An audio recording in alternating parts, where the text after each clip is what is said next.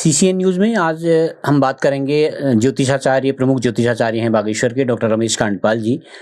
उनसे हम जानेंगे कि नया संवत्सर है, चैत्र की नवरात्र शुरू हो गई हैं। किस तरह का नव संवत्सर का प्रभाव है, क्या नव संवत्सर का नाम है और ओवरऑल क्या लोगों पर प्रभाव पड़ेगा, और हम नक्षत्रवार या फिर राशिवार भी हम उनसे जानने का प्रयास करेंगे कि वो शुभ-अशुभ फल या पेट-अपेट जो भी जाता है तो उनसे जानेंगे। पंडित जी, आपका पहले हमारे चैनल में बहुत-बहुत स्वागत है आपका। धन्यवाद।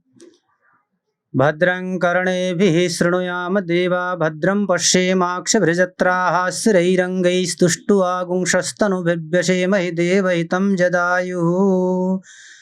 महोदय, बहुत बहुत धन्यवाद आपका। मैं हूं बागेश्वर से डॉक्टर रमेश कांडपाल। जैसा कि आपने बताया, नव संवत्सर प्रतिवर्ष हमारा संवत्सर बदलता है, ऋतुएं बदलती हैं और इसमें हमें एक सीख मिलती है। इस बार जो नव संवत्सर का नाम है वह है कालयुक्त। कालयुक्त नाम संवत्सर में मूल में जैसा आपने पूछा कि ओवरऑल कैसा रहेगा पूरे देश में, इसमें कालयुक्त संवत्सर में यह बताया है कि एक तो अशांति का योग बन रहा है और भय का योग बन रहा है इसमें, और अन्न उत्पादन तो होगा लेकिन बाढ़ और जो अतिवृष्टि होती है, भूस्खलन होता है, इस प्रकार का योग बन रहा है। और आर्थिक दृष्टि से तो हमारे देश में उन्नति होगी, लेकिन महंगाई भी इसमें योग बन रहा है, महंगाई बढ़ेगी और विदेश में भारत का, हमारे देश का जो है नाम रहेगा, ऐसा भी इसमें योग बन रहा है। और अन्न उत्पादन अच्छा बताया जा रहा है। और जैसा कि हमारे उत्तराखंड, नेपाल, हिमाचल, कश्मीर, बिहार, दक्षिण राज्य में जो है आंधी, तूफान, वर्षा इत्यादि का भी इसमें योग बन रहा है। और चोरी चकारी, विवाद, आतंक और अग्नि भय, चोर भय, ऐसा इसमें योग बन रहा है ओवरऑल। पंडित जी, एक जब आप संवत्सर का नाम बता रहे हैं तो लोगों में इसका नाम जो है काल युक्त है, तो एक सामान्य तौर पर जब हम ज्योतिषी गणना में कई बार हम एक शब्द सुनते हैं, काल सर्प योग कहते हैं, तो कई लोग इसको एक मान रहे कि इससे पूरा अशुभ ही अशुभ होने वाला है, ये सबके लिए अशुभ है। तो काल युक्त का जो नाम है उसको आप कैसे देखते हैं? क्या ये सबके लिए बुरा होने वाला है? लोग क्यों इससे डरे हुए इस नाम से? जी, आपने अच्छा प्रश्न किया। देखिए, काल माने केवल काल ही नहीं होता है, जैसे पहाड़ी में बोलते हैं काल करके। काल माने समय भी होता है और हमेशा लोग बोलते हैं इस कालखंड में ऐसा हुआ, इसमें ऐसा हुआ। काल युक्त माने आप समय से भी जोड़ सकते हैं, समय से हमको चलना चाहिए। जैसा वत्सरे काल युक्ताख्ये सुखिनः सर्व जन्तवः कहा है कि काल युक्त संवत्सर में सभी लोग सुखी रहते हैं, ऐसा हमारा सूत्र कहता है। तो काल से डरने की आवश्यकता नहीं है, इसको आप समय से लेकर के चल सकते हैं और समय के साथ हमें चलना चाहिए, अच्छे कर्म करना चाहिए। अच्छा कर्म करेंगे, समय के साथ चलेंगे जब, तो इस काल युक्त से डरने की आवश्यकता नहीं है। हर वर्ष अलग अलग आता है, राक्षस नाम भी संवत्सर होते हैं और प्लव भी होता है, विप्लव भी होते हैं, तो अनेक नाम हैं। तो नाम से होता तो ये है कि यथा नाम तथा गुण करके, लेकिन काल को हम नकारात्मक न लें, सकारात्मक सोच करके उसमें आगे बढ़ना चाहिए। जी, पंडित जी, इस बार जो संवत्सर का नाम आपने बता दिया, इस बार कह रहे हैं कि राजा जो है मंगल होंगे और शनि जो है मंत्री होंगे। तो कहा जा रहा है कि शनि और मंगल की जो युति है वो क्या शुभ अशुभ फल किस तरह से प्रदान करेगी लोगों को? जी, इस बार ग्रहों का राजा भौम है, मंगल जिसको कहते हैं, और मंत्री शनि है। जब मंगल एक क्रूर ग्रह है, बहुत अग्नि तत्व वाला ग्रह है, तो जैसा राजा होता है वैसा ही वह फल भी देता है। तो मंगल जब राजा है तो इसमें अग्नि भय तो बना है और चौर भय भी बना है, विवाद भी बने हैं, इस प्रकार के फल भौम में बनते हैं। और जब शनि मंत्री होते हैं तो शनि मंत्री होने से राजाओं में विनम्रता का अभाव हो जाता है। जब सयाने व्यक्ति में विनम्रता का अभाव होता है तो उसके नीचे जो लोग होते हैं वह दुखी रहते हैं उसके व्यवहार से। तो शनि के ऐसा मंत्री होने से जो राजा यदि व्यवहार सही नहीं करेगा तो प्रजा दुखी रहेगी, ऐसा फल इसमें बताया गया है। जी, पर जी हमारे पंचांग में एक विधान होता है कि उसको देखने का जब ये शुरुआत होता है नव संवत्सर का, तो हम नक्षत्रवार इसको हम देखना चाहते हैं, तो किस तरह से पैट अपेट रहता है, शुभ अशुभ फल उसके होते हैं, और एक संक्रांति जो कहते हैं कि उसके दायां पैर बायां पैर, मुख में, सिर में और हृदय में, ये सब चीजों का एक व्याख्यान आप करते हैं, उसको जानकारी आप देते हैं, तो क्या कहना चाहेंगे, नक्षत्रवार या राशिवार? जी, इसमें वैसे पंचांग में नक्षत्रवार दिया रहता है। पंचांग का सहारा लेकर के ही मैं बोलना भी चाहूँगा, क्योंकि स्पष्ट हो जाए और कोई त्रुटि न रहे। और राशिवार कहने से, क्योंकि राशियों में बहुत से नक्षत्रों में अलग अलग होते, तो राशियों से ज़्यादा लंबा हो जाएगा। यहाँ पर मैं नक्षत्र के हिसाब से बोलना चाहूँगा। और तो लोग क्या नक्षत्रवार देखें या राशिवार देखें, ज़्यादा सही क्या रहता है? जी, नक्षत्र देखना चाहिए उनको अपना, और जैसे अब आपका नक्षत्र होगा तो उसी प्रकार आपके राशि का उसमें अपने आप विधान हो जाएगा। नक्षत्र से देखना चाहिए आप लोगों को। जैसा आपका नक्षत्र है मैं उस हिसाब से इसको बताता हूँ।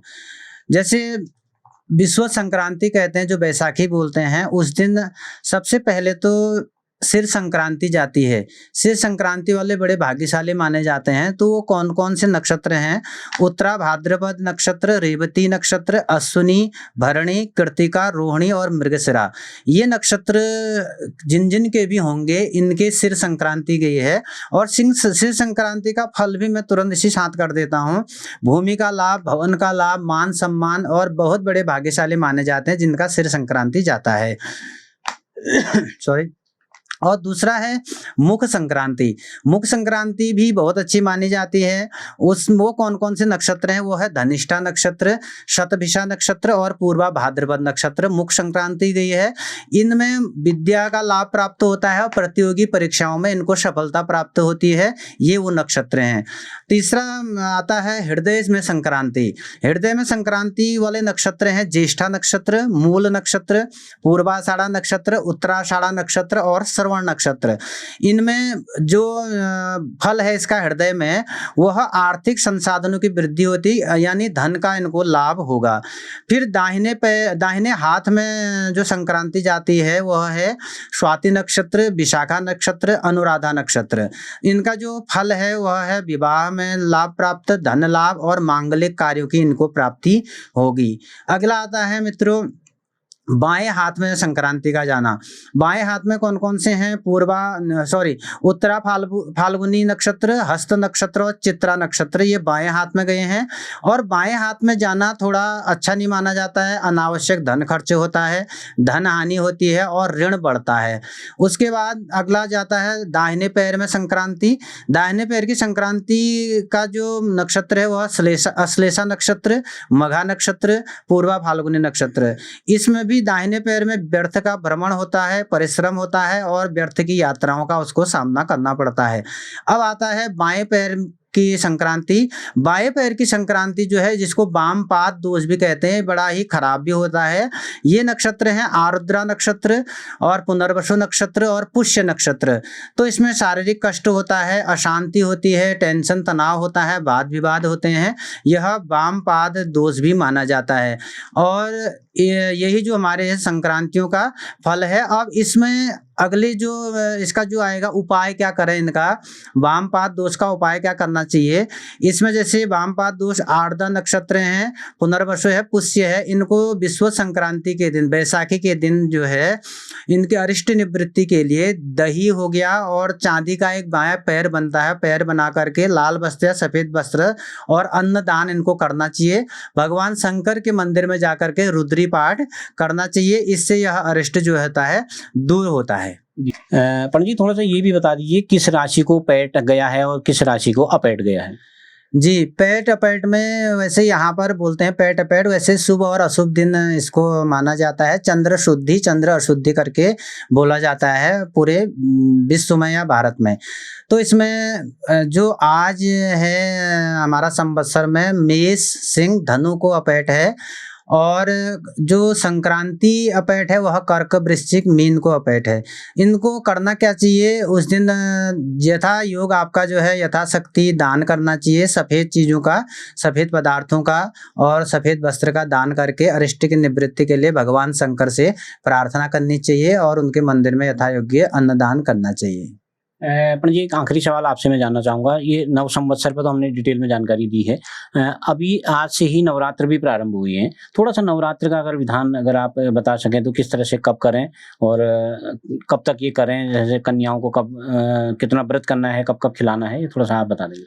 जी, नवरात्रि की आप सभी के लोगों को हार्दिक बधाइयाँ भी, शुभकामनाएँ भी है। भगवती आपके घर में निवास करे और आपकी मनोकामनाएँ पूर्ण करे। नवरात्रि का व्रत प्रतिपदा से प्रारंभ होता है और पूरे 9 दिन करना चाहिए। कुछ लोग नवमी के दिन उद्यापन करते हैं लेकिन व्रत नहीं करते हैं, तो उनका 8 ही रह जाता है। इसलिए नवमी तक पूरा व्रत करना चाहिए। चाहे आप कन्याएँ अष्टमी को जिमाएँ या फिर नवमी को जिमाएँ या दशमी को जिमाएँ, लेकिन जो दशमी को भी नहीं कर पाते हैं, चतुर्दशी का भी है, पूर्णिमा का भी विधान है और पूरे 9 दिन व्रत करना चाहिए। भगवती को उनका श्रृंगार पूरा चढ़ाना चाहिए, नारियल चढ़ाना चाहिए। जिस प्रकार हम अपने घर में हमारी माताएं, हमारी पत्नी, हमारे जो भी बहनें हैं श्रृंगार अपना करती हैं, उसी प्रकार भगवती के श्रृंगार की व्यवस्था भी करनी चाहिए और व्रत करना चाहिए। व्रत में आप फलाहार भी ले सकते हैं और शुद्ध भोजन करना चाहिए, लहसुन प्याज इत्यादि वर्जित करना चाहिए। जी, बहुत-बहुत धन्यवाद पंडित जी, आपने हमसे बातचीत के लिए वक़्त निकाला, इसके लिए बहुत-बहुत धन्यवाद। धन्यवाद सर। जी, तो आप थे ज्योतिषाचार्य डॉक्टर रमेश कांडपाल जी, जिनसे हमने पूरा संवत्सर के बारे में जानकारी ली और नवरात्र, चैत्र नवरात्र के संबंध में भी हमने उनसे जानकारी ली है। ये एक किस्म का जनरल प्रेडिक्शन होता है, अगर आपको विस्तार से अगर इसमें जानकारी लेनी है, तो आप कुंडली भी पंडित जी को दिखा सकते हैं। CCN न्यूज़ के लिए मैं सुरेश पांडे।